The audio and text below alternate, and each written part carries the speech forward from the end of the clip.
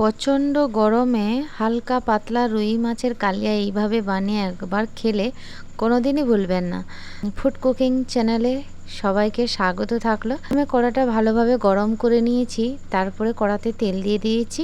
তেলটা ভালোভাবে গরম হয়ে যাওয়ার পরে রুই মাছে যেগুলো নুন হলুদ মাখিয়ে রেখেছিলাম সেগুলো কড়াতে দিয়ে দিলাম। কড়াটা ভালোভাবে গরম হয়ে যেতে মাছটা ছেড়েছিলাম, তো এপাশ সেপাশ করে মাছগুলোকে উল্টে দিচ্ছি যাতে ভাজাটা ভালো হয়। গ্যাসটা কিন্তু লো মিডিয়ামেই রেখেছি। তো খুব সুন্দরভাবে দেখো আমার মাছ ভাজাটা কিন্তু হয়ে গেছে, পুরো লাল লালভাবে হয়েছে। কড়া থেকে এবার মাছগুলোকে তুলে নিব। এপাশ সেপাশ করে আরেকবার নেড়ে দিলাম, দিয়ে দেখো সুন্দর একদম একদম কড়া নয়, বেশ মাছটা কিন্তু খুব সুন্দর ভাজা হয়েছে। এবার গামলাতে তুলে নিলাম।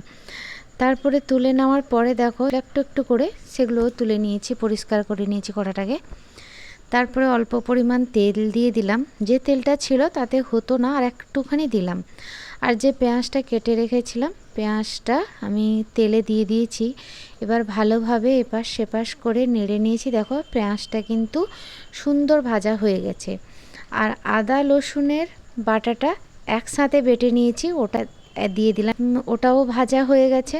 ভাজা হয়ে যাওয়ার পরে অল্প দুটো তেজপাতা দিয়ে দিলাম। তেজপাতা দেওয়ার পরে টমেটোর যে কেটে রেখেছিলাম ওটা দিয়ে দিলাম।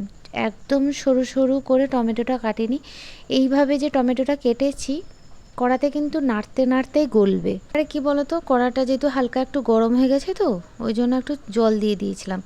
জল দেওয়ার পরে অল্প পরিমাণ নুন দিয়ে দিলাম। নুন দিয়ে আর একটু হলুদ দিয়ে দিলাম। হলুদ দেওয়ার পরে দেখো এপাশ সেপাশ করে নেড়ে নিলাম। নাড়তে নাড়তে একদম হালকা গ্যাস করে কমিয়ে রেখেছি যাতে টমেটোটাও গলে যায়। দেখো হলুদ দেওয়ার পরে লঙ্কা গুঁড়িটা কিন্তু দিইনি, কিছুক্ষণ পরে লঙ্কা গুঁড়িটা দিয়েছি। দেখো আমার টমেটো কিন্তু গলে গেছে, মশলাটাও ভালো কষানো হয়ে গেছে, তেল ছেড়ে দিয়েছে গায়ে থেকে, মশলার গা থেকে। এরপরে দেখো সানরাইসের গরম মশলা গুঁড়ো একটু দিয়ে দিলাম। তারপরে কষিয়ে নেওয়ার পরে একটু অল্প জল দিয়ে দিলাম। জল দেওয়ার পরে একটু নেড়ে নিলাম এপাশ সেপাশ করে। নেড়ে নেওয়ার পরে কিছুক্ষণ ছেড়ে দিব, মশলাটা একটু ভালোভাবে কষে যাক। কষে যাওয়ার পরে অল্প একটু জল দিয়ে দেব। আর যে পরিমাণ জলটা দিলাম তাতে হবে না, আর একটু দিব, যেহেতু মাছটা ফুটবে, তরকারিটা ফুটবে, সেই জন্য আর একটু অল্প জল দিলাম।